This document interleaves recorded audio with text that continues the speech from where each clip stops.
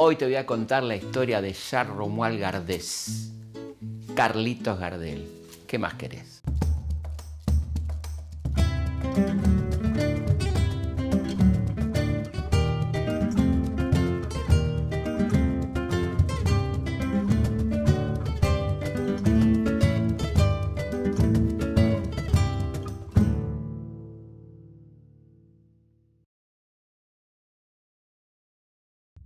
Charles Romuald Gardès nació en Toulouse, Francia, el 11 de diciembre de 1890. Berta era una muchacha humilde, madre soltera, había tenido un romance fugaz con un muchacho de clase media alta que la abandona, y Berta asume su maternidad. Y cuando uno ve los registros es muy dramático, porque la mayoría de las mujeres que iban a parir al hospital de la Grena eran pobres que dejaban a sus niños a cuidado del hospital, porque no los podían mantener. Berta, que era una persona humilde, que trabajaba de sombrerera, de planchadora, decide asumir esa maternidad, pero va a ser mirada muy mal en un lugar de provincias de Francia. En aquel momento, estamos hablando la década del 90, del siglo XIX, una madre soltera estigmatizada, y decide irse lo más lejos que pueda. Tiene algunos contactos en Buenos Aires y decide partir para este país del Río de la Plata allá por 1893. Ahí llega Berta. No tenía ni para la valija, ella cuenta que venía con un atado de ropa, tienen un primer tropiezo, casi se cae ella con Carlitos en una especie de desnivel que tenía el muelle. Fíjate, ahí se acababa la historia de nuestro querido Carlitos. Y llegan a Buenos Aires, la espera una amiga que la conduce hasta un conventillo de la calle Uruguay, cerca de Corrientes.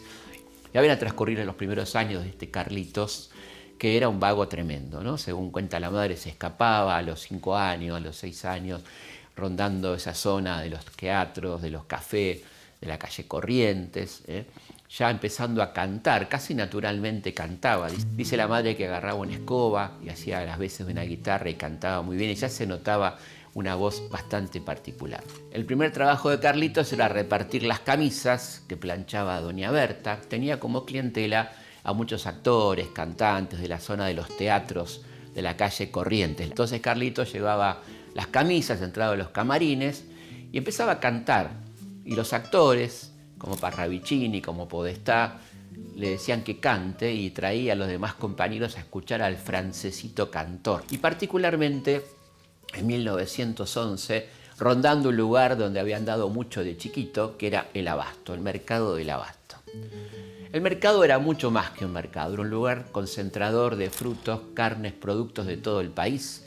Había mucha colectividad extranjera y se armaban verdaderas peñas folclóricas. Ahí podías escuchar todo tipo de melodías, de las canzonetas italianas hasta los ritmos españoles, las canciones de los judíos y todo el folclore argentino. Y Carlitos paraba la oreja y cantaba un poco de todo, pero particularmente folclore. Le cantaba recorrer los restaurantes que había por el Abasto, que eran un montón, y ahí escuchaba particularmente a los payadores urbanos. Es una especie interesante el payador urbano, porque era un payador que hablaba de temas que tenían que ver ya con la ciudad, no tanto la payada campera, sino algo que se iba aproximando a lo que iba a ser después las letras de tango. Una de esas noches de 1911 se alinearon los planetas, dicen algunos, y conoce al que va a ser su compañero durante muchos años en el famoso dúo Gardel-Razzano. Bueno, ahí comienza este dúo, se hacen un desafío, van payando, cantando, y bueno, ahí Razzano, este amigo Razzano, que era uruguayo, se acerca a Carlitos, le dice: ¿qué le parece si armamos un dúo? Me canta como canta usted. Bueno, dice, y Carlitos le dice: si usted no le tiene miedo a la policía, que nos metan presos por cantar así, adelante. Y así comienza entonces este dúo Gardel-Razzano, que va a recorrer varias veces la provincia de Buenos Aires, muchos lugares del país, acompañado por distintos folcloristas, porque hay que decir que en toda esta época, hasta 1917, el repertorio de Gardel es estrictamente folclórico. Cifras, milongas, ritmo de las provincias, digamos, eso es lo que canta Gardel. En 1917, un año muy importante para Gardel, pasa algo inesperado. Alguien le trae a Gardel una composición que se llamaba Lita, y percanta que me amuraste. Gardel la ve, se entusiasma y se decide a cantar este primer tango al que le pone Mi noche triste. Va a ser el primer tango que cante Gardel.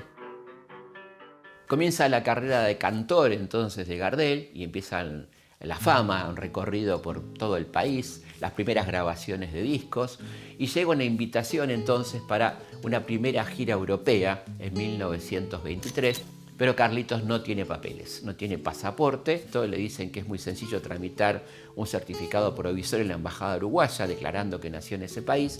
Él declara que nació en Tacuarembó y así se fragua entonces este primer certificado de nacimiento que le va a servir para sacar finalmente la nacionalidad argentina y pasaporte argentino para viajar a Europa. Viajan en barco, por supuesto, a Europa, se deslumbran con Madrid, con las ciudades europeas, Barcelona. Van en realidad como lo que llamaba el fin de fiesta, es decir, tocar al final de una obra de teatro, pero resulta que ellos son el principal atractivo y particularmente Gardel de esas obras. Las obras a la gente no le gustaban tanto, pero iba más que nada a verlo cantar a Gardel y por lo tanto Gardel y Razzano se van a independizar y empiezan a hacer actuaciones en diferentes partes de España ya sin la obra de teatro que los había traído. Sigue el éxito de Gardel, las giras, se suceden las giras europeas en el año 24, 27, 28, 29, va probando los elementos electrónicos que hay a disposición, empieza a regrabar versiones ya con mejores micrófonos en Europa, particularmente en Barcelona.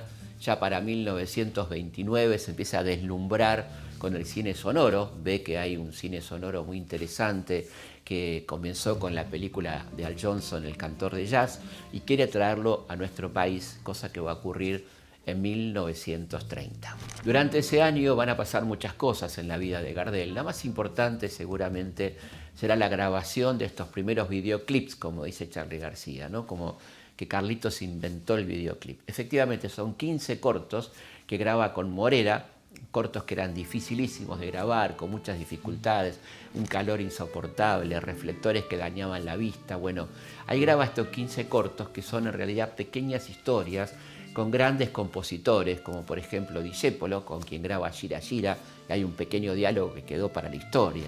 Gardel realmente recorrió la República Argentina. Es impresionante cuando uno va a un teatro, tengo la suerte de ir a muchos teatros en mi querido país, en la Argentina, y todos me dicen, acá cantó Gardel, acá cantó Gardel. Es muy impresionante y muy emocionante. Volver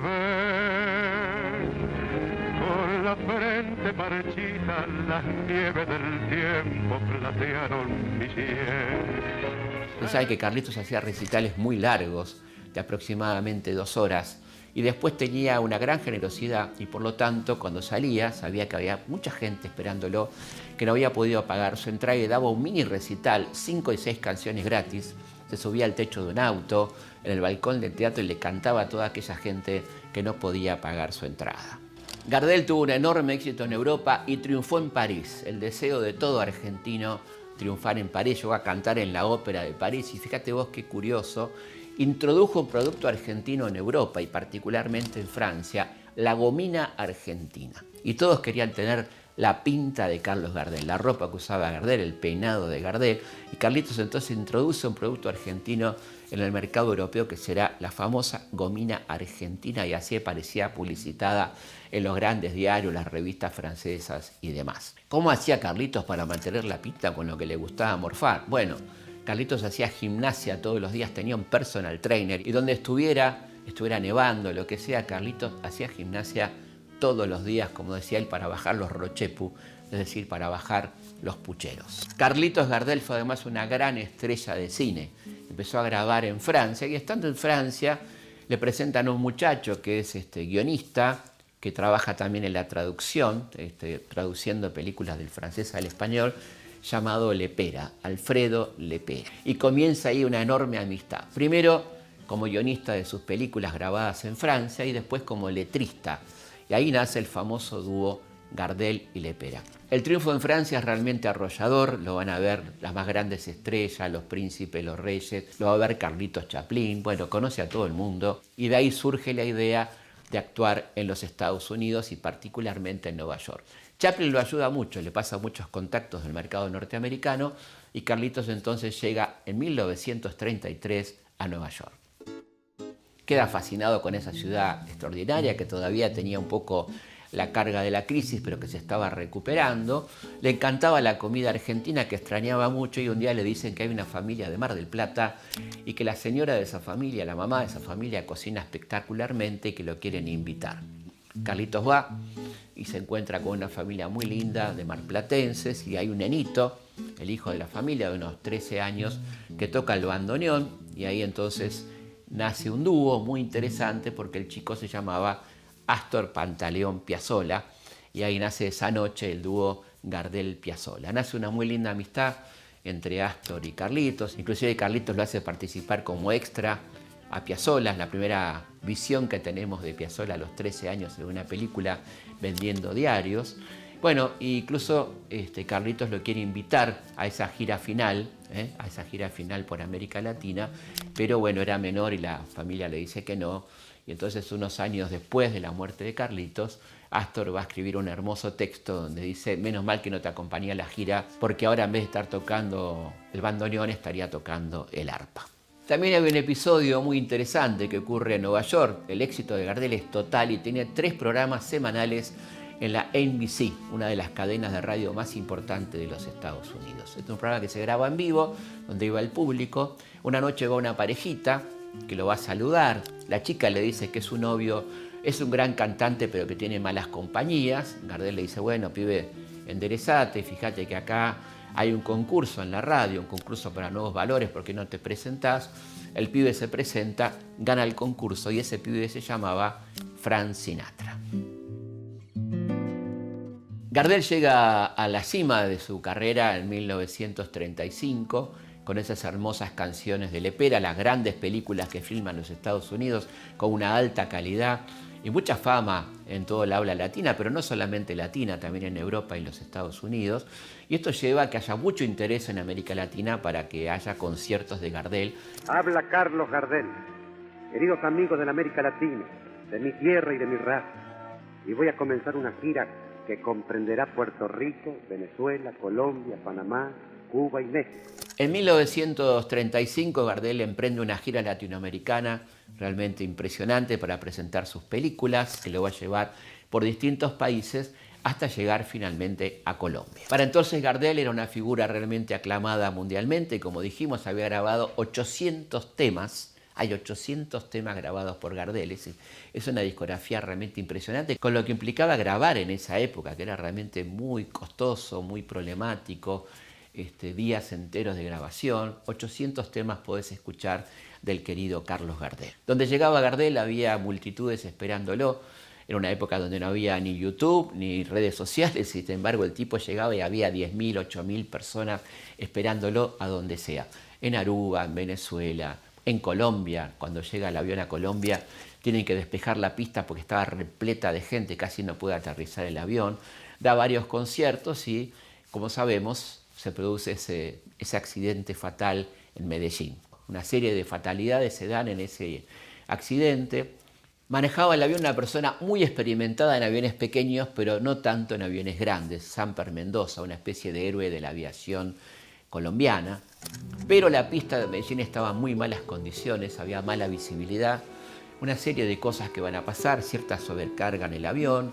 Todo esto va a provocar finalmente que el avión termine chocando con un avión alemán que estaba en tierra. El accidente se da en tierra porque Samper Mendoza tiene que llevar el avión hacia un costado, hay unos maizales, le quitan visibilidad e impacta violentamente contra otro avión que estaba estacionado en la pista, también repleto de combustible como el avión que llevaba Gardel.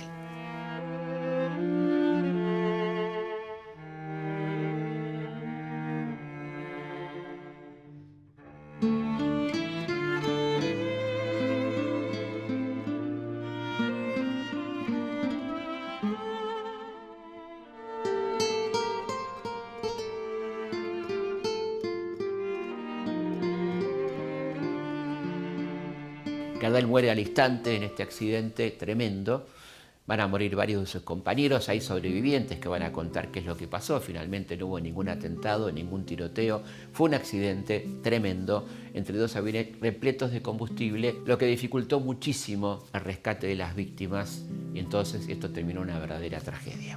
Ahí moría entonces en Medellín, Colombia, un 24 de junio de 1935, Carlitos Gardel, pero nacía, por supuesto, la leyenda.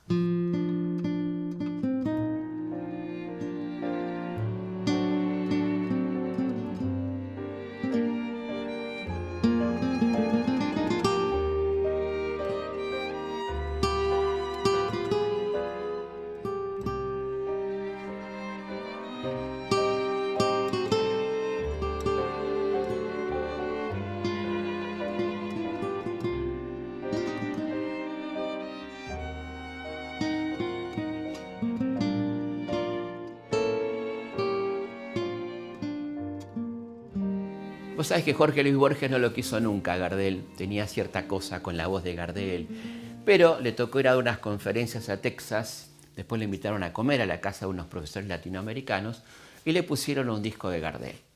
Borges cuenta que termina llorando, muy emocionado, y dice: debo admitir que este tipo cada día canta mejor.